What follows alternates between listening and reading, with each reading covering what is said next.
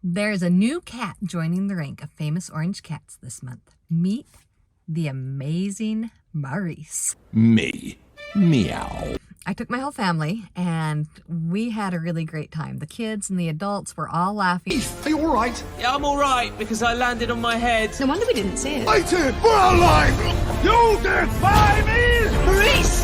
Follow me! Here I come! So before we get started, what I would really like to know, because anytime that a book is made into a movie, there's always going to be some differences, right? What do you think about when a movie comes along and they make these differences? How much should that be allowed, and what kind of differences are okay to make when creating a movie based on a book? Our next target is this way. Okay. Well, have you noticed? There's no food. That is odd for a market town. The new movie based on Terry Pratchett's incredible book, The Amazing Maurice and His Educated Rodents, is pretty similar to Terry Pratchett's original story. But the biggest difference comes at the climax. I don't know if they just couldn't come to terms with, there's a lot of mind to mind going on in the Force and stuff.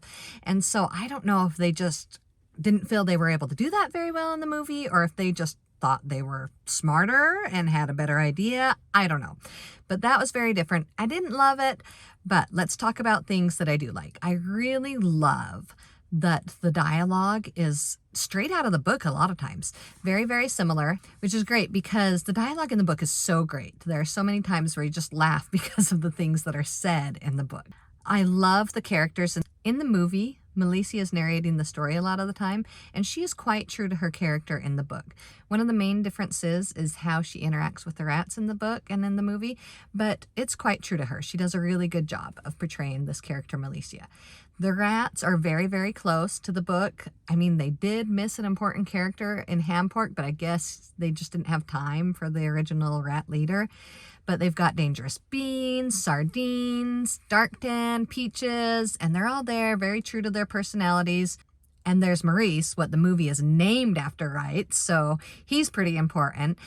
The main difference for him is his physical appearance, but I guess, beautiful orange kitties are just better than shabby tabbies, because in the book he's just ragged, mangy cat, and they wanted a pretty character on screen, and what better than an orange cat, I guess. So Maurice is very true to his character that, he's just a cat. He's arrogant. He wants to be in control and bossing people around. As far as characters go, the biggest difference is the stupid looking kid. I mean, Keith. I just can't get over that in the book. They keep calling him that. Hey, stupid looking kid. So he in the book is very quiet and thoughtful, doesn't have much to say. But when he does have something to say, he's really put thought into what he has to say. And in the movies, he's quite different, but I think he's meant to be a little funnier, more fun in the movie. So I don't know, whatever, however you feel about that.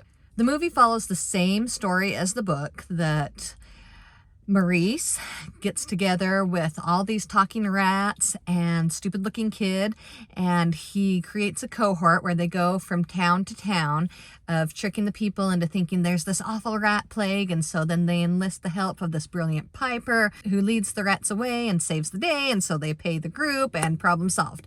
But then they get to Bad Blintz and there is a new problem. A mystery.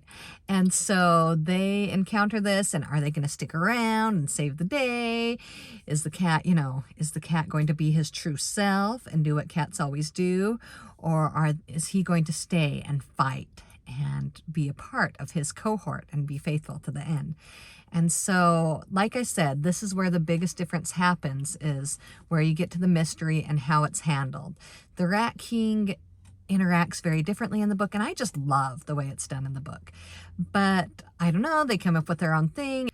So I definitely recommend seeing the movie. There's a lot of fun and a lot of laughter, but I really do feel like the book is so much better. I love the way they do the Rat King and the creepy thoughts in the mind, and the way that they're controlling not only the rats, but also Maurice and the people.